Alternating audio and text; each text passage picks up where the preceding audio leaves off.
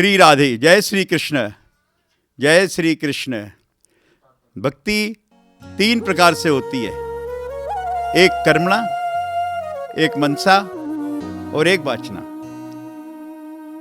हाथ से प्रभु के लिए कोई कार्य करना उसे कर्मणा कहते हैं, और मुंह से भजन करना प्रभु के लिए, गीत गाना, इसे वाचना कहते हैं। और उसका मनन करना, इसको मनसा कहते हैं। अब देखो, नंद बाबा के यहां 9 लाख गाय हैं।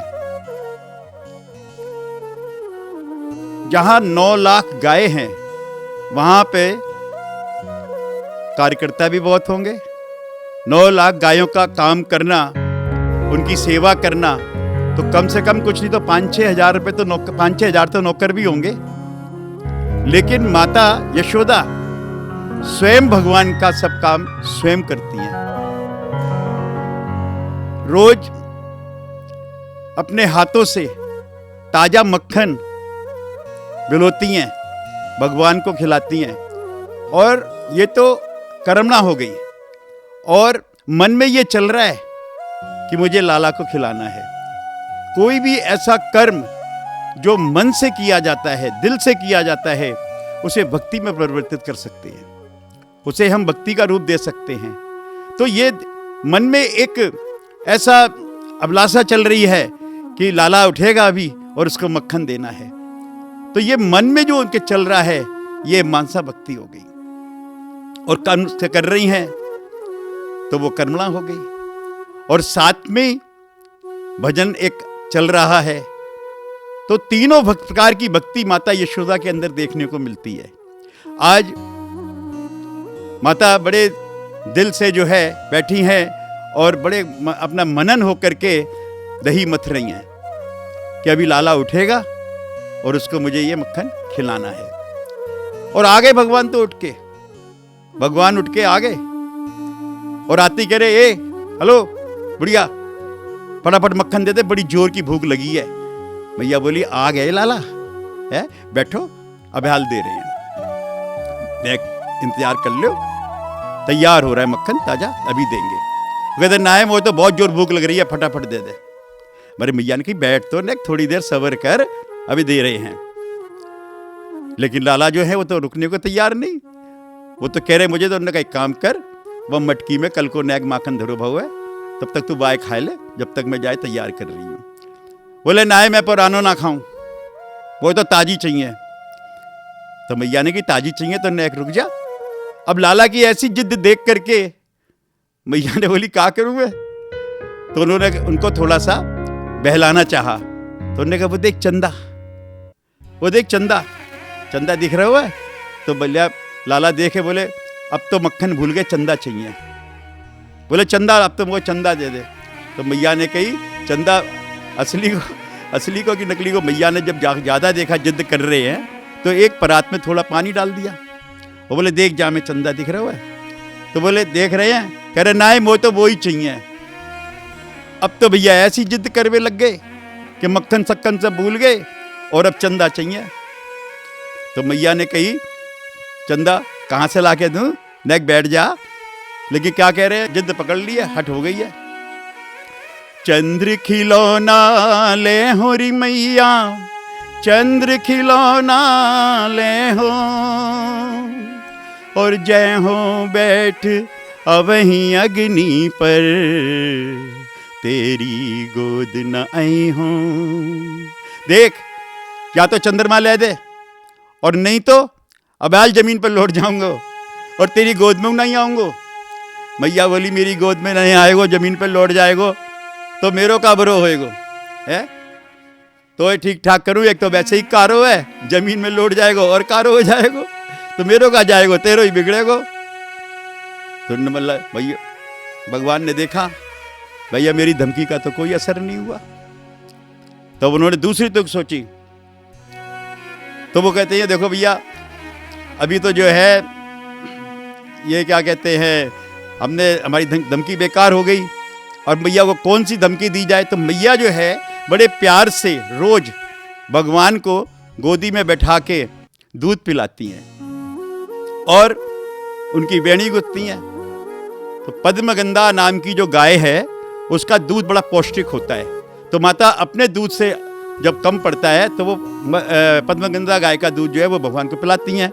और भगवान पीने में नखरे दिखाते हैं, तो कहती पी ले जल्दी से, तेरी चोटी बढ़ जाएगी। तो रोज क्या करते हैं कि एक हाथ से चोटी पकड़ते हैं और दूध पीते हैं और देखते हैं कि चोटी बढ़ी कि नहीं बढ़ी। तो आज जो है वही धमकी दे रहे हैं उनको, कह रहे हैं कि सुरभि को पे पान न करी हो, बैणी सुत न गुथई हो। देख तुम वो रोज जो दूध पिलाए, चोटी को बहाना बना के अब मैं वो दूध नहीं पीऊंगा और चोटी नहीं गुथवाऊंगा अपनी तो से। तो मैया बोली मत गुथवा, अरे रोज तो नेक समार समूर के मैं नीको बनाऊं, अच्छो बनाऊं है। अब तू अगर तेरे मन में ऐसी बात आ रही तो मत बना, धमकी मत दे, धमकी देवे की जरूरत नहीं है। तो भगवान ने कही अरे ये भी आज बहुत बेकार हो गया, ये भी धमकी मेरी बेकार हो गई।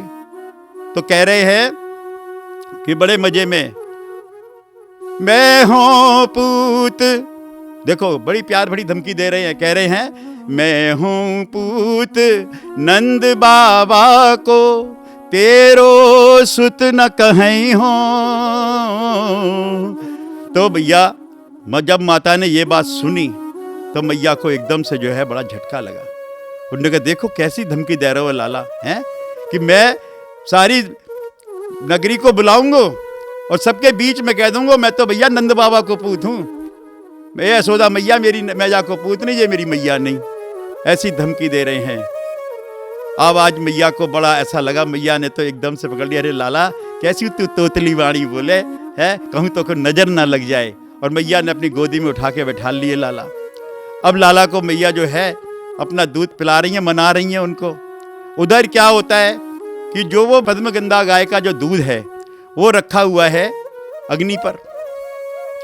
अब मैया तो ये भूल गई कि मैंने वहां दूध रखा हुआ है और वो लाला को मनाने के चक्कर में लग गई। इतनी देर में एक सखी आती है मैया के पास, कहती है अरे तू तो जाए लाला को मनावे के चक्कर में लगी हुई है, वो देख तेरा दूध निकलेगा। अब मैया ने जो है ना देखा एकदम से दूध निकल रहा है, मैया वहां पर गई, लाला को एक तरफ बैठाल के उन्होंने कहा अरे जितो जो है ना कोई काम नहीं करने दे मुझे, और जाकर के भागी दूध की तरफ। तो लाला को तो बड़ा बुरा लगा, उन्होंने कहा अच्छा दूध ज्यादा प्यारा है, पूत प्यारा नहीं है। तो उनको तो गुस्सा आया और वो गए इधर उधर देखा और एक इतना बड़ा पत्थर जो होता है वो उठा करके ले आए और ला करके मटकी पे मार दिया। एक इतनी बड़ी मटकी दही की थी, उसके ऊपर लाके पत्थर मार दिया, मटकी टूट गई, सारा दही बिखर गया। और वहां पे जब दही बिखर गया तो लाला को फिर थोड़ा डर भी लग गया। उन्होंने सोचा अब मैया आएगी और हमें मारेगी है, तो लाला वहां से भाग गए। और जैसे ही माँ ने आके देखा कि अरे ये क्या, सारा दूध फैला दिया, सारा दही फैला दिया है, मटकी फोड़ दी मेरे, इतनी पुरानी दादी नानी के टाइम की मटकी है। तो उन्हें गौ कहाँ जे, गौ कहाँ, तो इधर उधर देखा तो कहीं दिखाई नहीं पड़े। तो मैया जब बाहर निकली तो क्या देखा कि आंगन में जो है ओखली के ऊपर चढ़े हुए हैं। एक ओखली वहां पे पड़ी हुई थी, उसको ले आए और उसके ऊपर चढ़ के और जो पुराना दही रखा हुआ था वो बंदरों को खिला रहे हैं, खूब ऐसे ऐसे लो खाओ, मक्खन खाओ आकर के। तो मैया ने कहा अच्छा बंदरन को मक्खन खिलावे और अंदर मटकी फोड़ के आया है? तो उन्होंने कहा आज जाई उखलते तो बांधूंगी। तो भैया लाला बांध लिया वहां से। अब लाला भागते जा रहे, पीछे पीछे मैया, आगे आगे लाला पीछते जा रहे। अब मैया तो बेचारी जो थी वो तो थक गई। जब भगवान ने देखा कि मैया थक गई है तो भगवान उचक के एक पेड़ के साथ में जाकर के उसके ढेर पे खड़े हो गए, ऊंचे टीले से पे, और बोले मैया थक गई है का? मैया बोली हाँ थक गई हूं। तो आजा मेरे पास, मैं आए तो जाऊंगा लेकिन तेरे हाथ में जो ये छड़ी है ना जाए फेंक दे पहले, तब मैं आऊंगा। तो मैया से जहाँ से बहुत डर लगे तो मैया ने कही आजा मैं डंडी फेंक देती हूँ। तो मैया ने छड़ी फेंक दी, सोई लाला आए गए। मैया ने फट से पकड़े, इधर आ दारी के तो बताऊं मैं, है बहुत मेरे को परेशान करे तू, और पकड़ के जो है कान और लेके जा रही है मैया। और ले जा करके उन्होंने उसी उखल से भगवान को बांधने की कोशिश करी। अब देखो मैया भगवान को बांध रही है, उधर वैष्णवी शक्ति जो है उसने जब ये देखा उसने कहा अरे इसको भी मालूम नहीं है कि ये है कौन, ये त्रिलोकीनाथ है, ये और ये मैया ये इसको कान पकड़ के लेके जा रही है। वैष्णवी शक्ति को बर्दाश्त नहीं हुआ, उसने कहा मैं इनको बांधने नहीं दूंगी। अब मैया जो है बांध रही है और रस्सी 2 अंगुल छोटी पड़ जाती है, रस्सी 2 अंगुल छोटी पड़ जाती है। अब मैया ने फिर थोड़ी सी गांठ गूंठ लगा के बड़ी करी, वो फिर छोटी पड़ जाती है, फिर करी, फिर छोटी पड़ जाती है। भगवान समझ गए कि ये मेरे और मैया के बीच में वैष्णवी शक्ति आ रही है। तुरंत भगवान ने एहसास कराया, देख हटो, मेरी और मैया के बीच में जो है तुम्हें आने की जरूरत नहीं है। ये मेरा और माँ का बीच का मामला है, ये मेरी मैया है और मैं इसका लाला हूँ। ये मुझे अपना लाला समझती है, इसको जो करना है करने दो, इसको पूरा हक है। वैष्णवी शक्ति को समझाया, हटाया उनको, फिर मैया ने लिया और उसी को बांध दिया वहां पर। और जब बांध दिया तो भगवान माँ तो चली गई। उसके बाद में भगवान जो थे उन्होंने उस उखल को खींचना शुरू किया और खींचते खींचते खींचते खींचते द्वार पे जो 2 वृक्ष खड़े हुए थे, यमला अर्जुन, उसके बीच में से भगवान ने जो है निकलने की कोशिश की और एक छोटा सा झटका लगा तो वो दोनों वृक्ष गिर गए। बोलो जय श्री कृष्ण, जय श्री कृष्ण। इस प्रकार से जब दोनों वृक्ष गिर गए तो बहुत आवाज आई। अब सभी भागे, भाई ये कहां से आवाज आई, कहां से आवाज आई। तो जो थे इतने में नंद बाबा भी आ गए, सबने देखा भीड़ भाड़ में, उन्होंने कहा दोनों वृक्ष गिर गए। उन्होंने कहा भैया अब यहां रहना ठीक नहीं है, ये कंस के जो राक्षस हैं ये रोज आते हैं और किसी ना किसी तरीके से मेरे लाला को सताते हैं, क्योंकि वो सब ये समझ रहे कि ये 2 वृक्ष ऐसे ही नहीं गिरे हैं, ये कंस के राक्षसों ने गिराया है मेरे लाला को दबाने के लिए। अब तो भैया वहां पे हाहाकार मच गया और सबको इकट्ठा किया। नंद बाबा ने बोले भैया अब मैं यहां नहीं रहना चाहूं। बोले क्यों? बोले ये रोज कंस के राक्षस जो है ये आते हैं और मेरे लाला को आए दिन जो है ना यहाँ पे किसी ना किसी तरीके से परेशान करते हैं, अब यहाँ पे रहना ठीक नहीं है। तो उनके धनानंद भाई हैं, उन्होंने पूछा भाई कहाँ जाएगा फिर? तो उन्होंने कहा अब तुम सब सोचो कहाँ चलना चाहिए हमें। तो नंद बाबा के एक भाई हैं धनानंद, वो बोले देखो एक बहुत सुंदर जगह है, यमुना जी के पल्ली पार एक जगह है वृंदावन, तो क्यों ना हम सब यहाँ से चलें, यहाँ से भी ज़्यादा अच्छी रमणीक बहुत बढ़िया जगह है, तो हम सब जो है वहाँ चलते हैं। वहाँ कंस के जो राक्षस हैं उनका उधर आना नहीं हो सकता है। और वो सब चलने की तैयारी कर लेते हैं। क्यों? देखो ये एक भक्ति भाव की बात होती है, भगवान तो भाव का भूखा है। माता के दिल में भी वही भक्ति भाव से कर रही है, नंद बाबा के दिल में भी लाला अपने अपने पुत्र के प्रति एक भक्ति है। तो भगवान जो है वो भी अब प्रेरणा दे देते हैं ऐसी कि अब क्या करना चाहिए, तो वैसी प्रेरणा देते हैं भक्तों के अंदर से, फिर वैसी ही बातें आती हैं। तो यहाँ इनके सबके मन में ये बात आ गई है कि अब मुझे यहाँ नहीं रहना, क्योंकि भगवान को तो आगे वृंदावन में लीलाएं करनी है। तो वृंदावन पहुँचे कैसे? तो वृंदावन में अब सब जा रहे हैं, देखो सबको लेकर के जा रहे हैं, आ रहे हैं सब पल्ली पार, अपनी अपनी बैलगाड़ियों के अंदर सारा सामान जो जरूरत का है रख लिया और गऊएं लेकर के सभी बालक बच्चे सब चल दिए वहाँ से और अपने वृंदावन आ गए। बोलो जय श्री कृष्ण।